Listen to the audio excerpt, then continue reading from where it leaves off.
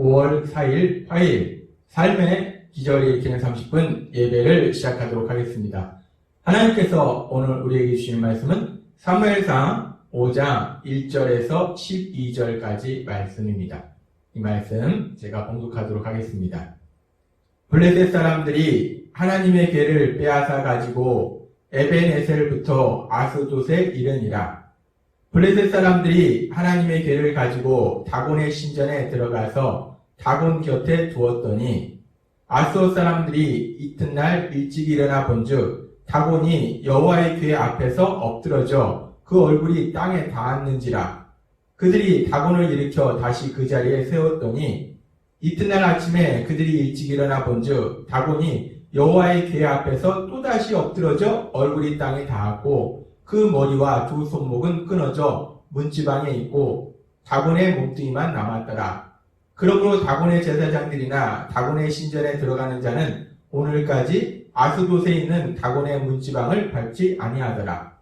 여호와의 손이 아스돗 사람에게 엄중히 더하사 독한 종기의 재앙으로 아스돗과 그 지역을 쳐서 망하게 하니 아스돗 사람들이 이를 보고 이르되 이스라엘 신의 궤를 우리와 함께 잊지 못하게 할지라. 그의 손이 우리와 우리의 신 다곤을 진다 하고 이에 사람을 보내어 블레셋 사람들의 모든 방백을 모으고 이르되 우리가 이스라엘 신의 궤를 어찌하랴 하니 그들이 대답하되 이스라엘 신의 궤를 가드로 옮겨가라 하므로 이스라엘 신의 궤를 옮겨갔더니 그것을 옮겨간 후에 여호와의 손이 심히 큰 환난을 그 성읍에 더하사 성읍 사람들의 작은 자와 큰 자를 다 쳐서 독한 종기가 나게 하신지라. 이에 그들이 하나님의 궤를 에그론으로 보내니라. 하나님의 궤가 에그론에 이른즉 에그론 사람이 부르짖어 이르되 그들이 이스라엘 신의 궤를 우리에게로 가져다가 우리와 우리 백성을 죽이려 한다 하고 이에 사람을 보내어 블레셋 모든 방백을 모으고 이르되 이스라엘 신의 궤를 보내어 그 있던 곳으로 돌아가게 하고 우리와 우리 백성이 죽임을 면하게 하자 하니 이는 온 성읍이 사망의 환난을 당함이라.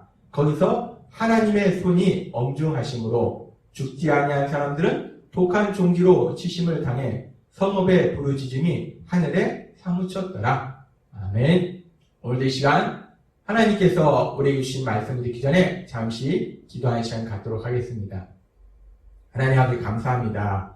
오늘도 저희들 사랑하셔서 저희를 사랑하신 하나님을 만날 수 있는 그 전능하신 그 거룩하신 하나님 만날 수 있는 이 예배의 자리를 인도해 주시니 감사합니다. 하나님 아버지 오늘도 하나님의 말씀을 통해서 우리가 믿는 하나님이 어떤 하나님이신지를 저희가 다시 한번 깨달을 때 그 하나님을 믿음으로 인해서 하나님의 그 놀라우신 역사하심을 삶 속에서 풍성히 체험하는 저희 모두가 될 수 있도록 은혜 베풀어 주옵소서. 예수님의 이름으로 감사하며 기도드리옵나이다. 아멘.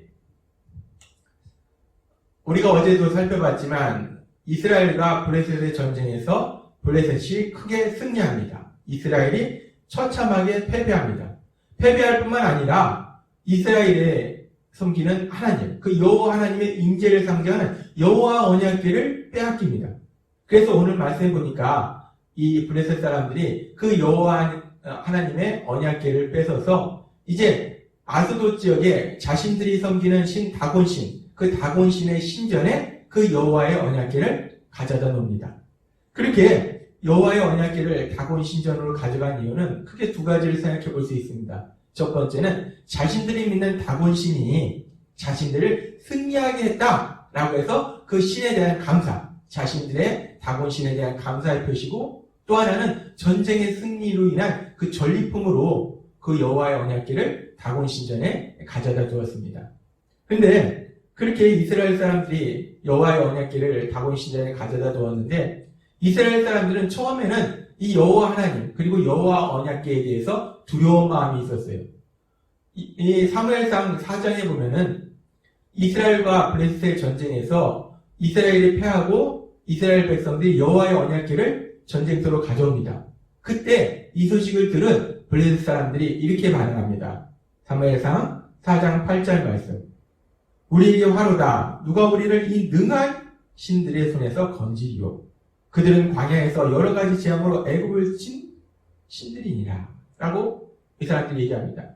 그 당시 강대국이었던 그 애굽을 우리가 알다시피 하나님께서 10가지 재앙을 내리시고 놀라운 기적을 통해서 이 이스라엘 백성을 구해내신 그 사실, 그리고 또 홍해의 기적, 그 놀라운 역사들에 대해서 이 블레셋 사람들이 들었을 거라는 거예요. 그렇기 때문에 이 능한 신들에게서 이 놀라운, 이 엄청난 능력을 가진 이 신들이 이제 전쟁터에 왔으니, 이스라엘이 섬기는 신이 전쟁터에 왔으니 우리가 어떻게 이길 수 있을까? 큰일 났다. 이들이 두려워합니다. 근데 처음에는 그렇게 여호와 하나님을 두려워했는데, 근데 이들이 전쟁을 해보니까 자신들이 이긴 거예요. 자신들은 다곤신을 섬겼고 이스라엘 백성은 여호와 하나님을 섬겼는데, 자신들이 승리했다는 것은 자신들이 믿는 다곤신이 이스라엘 백성이 믿는 여호와 하나님보다 더 월등한 신이다, 능력의 신이다 라고 생각했습니다. 그래서 그들은 이 여호와의 언약궤에 대한 두려움이 사라졌고, 그래서 이 언약궤를 자신들의 신을 섬기는 다곤 신전에 가져다 놓은 겁니다. 그런데 그렇게 다곤 신전에 이 여호와의 언약궤를 가져다 놨는데 이상한 일이 생깁니다. 이 여호와의 신전에 갖다 놓은 다음에 어떤 일이 생기는가? 사무엘상 5장 3절에 보면 이렇게 말씀합니다. 아스돗 사람들이 이튿날 일찍 일어나 본즉 다곤이 여호와의 궤 앞에서 엎드러져 그 얼굴이 땅에 닿았는지라. 이 엎어져서 얼굴이 땅에 닿았다, 이것은 항복을 표현하는 그런 의미가 있습니다. 아무튼 이 다곤 신상이 여호와의 언약궤 앞에 납작 엎드려서 항복을 하는 것처럼 그렇게 엎드려져 있는 거예요. 그들이 다곤을 일으켜 다시 그 자리에 세웠더니, 근데 이런 일이 일어났을 때 이들은 그냥 우연히 어쩌다 그런 일이 있었겠거니, 그러니까 우연히 이런 일이 일어났다라고 생각했어요. 그래서 다시 세워서 왜 이게 넘어졌을까? 세웠어요. 근데 그 이튿날 가보니까 다시 성경은 말씀합니다. 사무엘상 5장 4절 말씀. 이튿날 아침에 그들이 일찍 일어나 본즉 다곤이 여호와의 궤 앞에 또다시 엎드러져 얼굴이 땅에 닿고, 어제처럼 엎드러져서 얼굴이 땅에 닿아 있는데 그뿐만이 아니라 그 머리와 두 손목은 끊어져 문지방에 있고 다곤의 몸뚱이만 남았더라. 이 자신들이 섬기는 그 다곤 신상, 그 다곤 신상이 머리와 손목이 끊어져 있다는 거예요.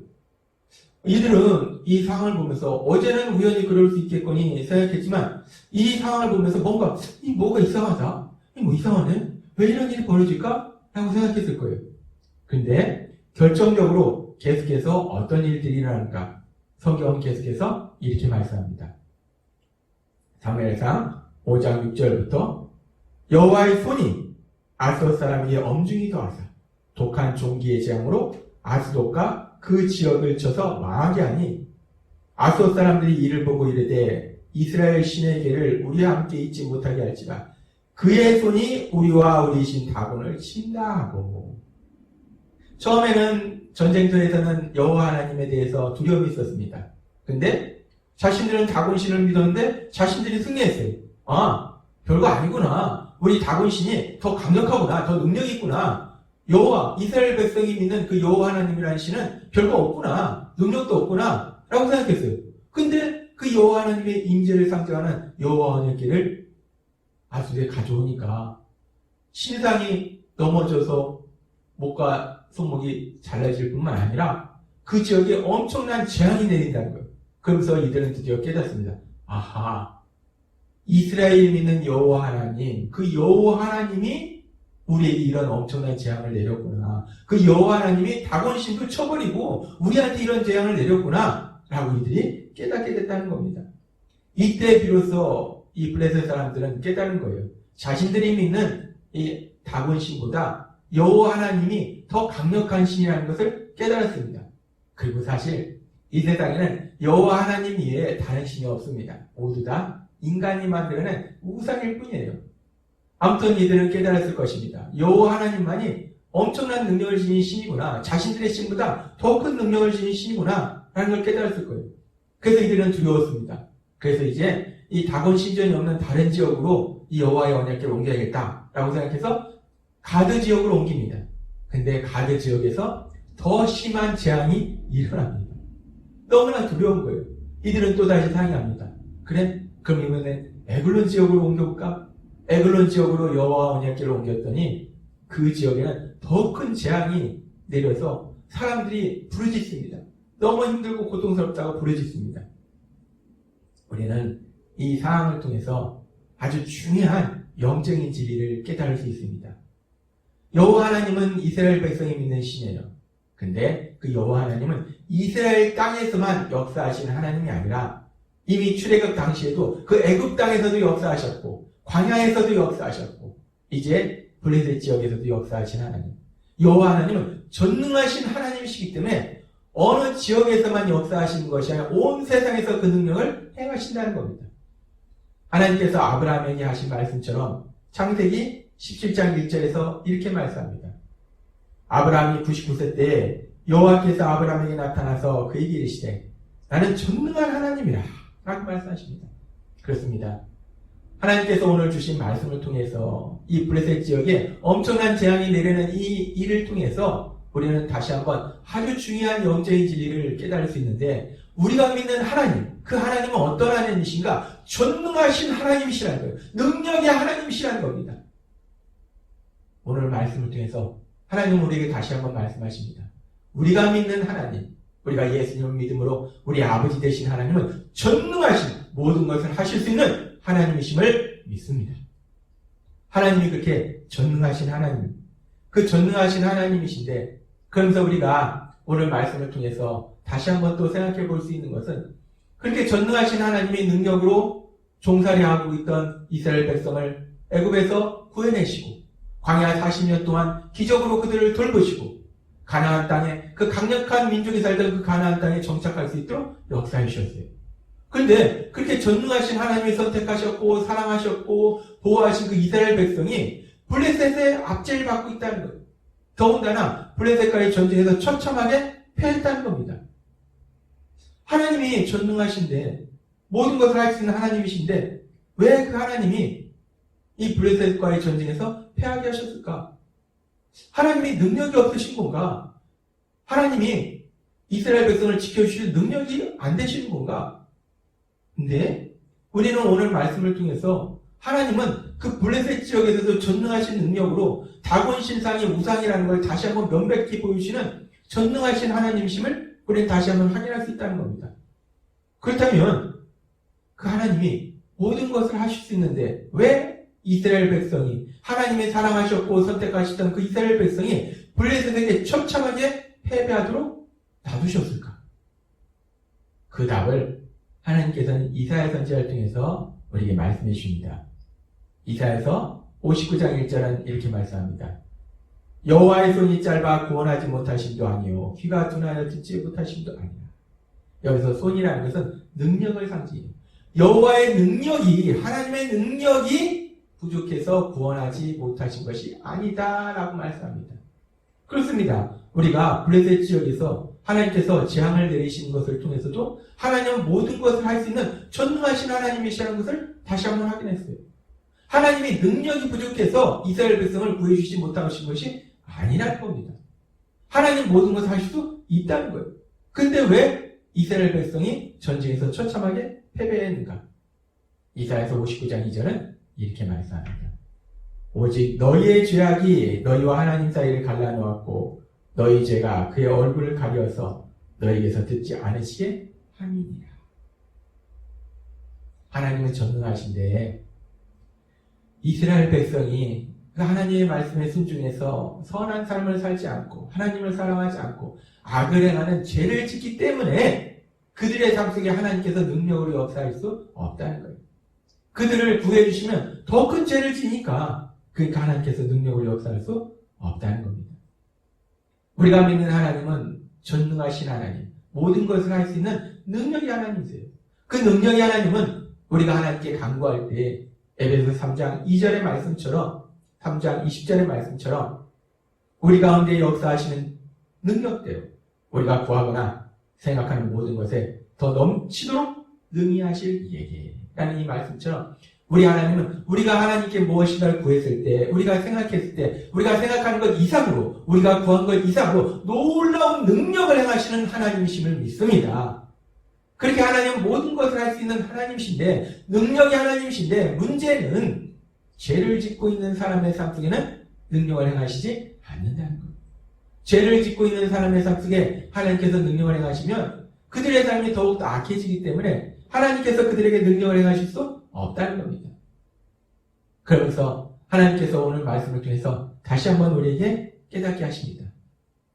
우리가 믿는 하나님이 어떤 하나님이신지, 우리가 믿는 하나님은 전능하신 하나님, 모든 것을 하실 수 있는 능력의 하나님이신데, 우리가 삶 속에 죄가 있으면 그 하나님의 능력을 체험하지 못하기 때문에 하나님께서는 성령님을 통해서 우리의 작은 죄조차도 기억나게 하시고 깨닫게 하셔서 회개하도록 인도하셔서 우리 삶 속에서 하나님의 하신 그 놀라운 역사, 그 역사를 체험케 하실 걸 믿습니다. 날마다의 삶 속에 우리가 하나님 말씀대로 살지 못했던 것들, 그리고 하나님 말씀대로 살지 못하고 있는 것들을 깨닫게 하실 때 그 모든 것들을 주님 앞에 회개함을 인해서 전능하신 하나님, 모든 것을 할 수 있는 그 하나님의 하시는 놀라운 역사를 체험하시는 여러분이 되시길 주님의 이름으로 축원합니다. 기도하겠습니다. 하나님 아버지 감사합니다. 오늘도 말씀을 통해서 우리가 믿는 하나님은 모든 것을 할 수 있는 전능하신 하나님이심을 다시 한번 기억하게 하시고 우리의 삶 속에 작은 죄조차도 하나님이 깨닫게 하실 때 회개함으로 하나님이 하신 놀라운 역사를 풍성하게 체험하는 삶으로 인도해 주시니 감사합니다.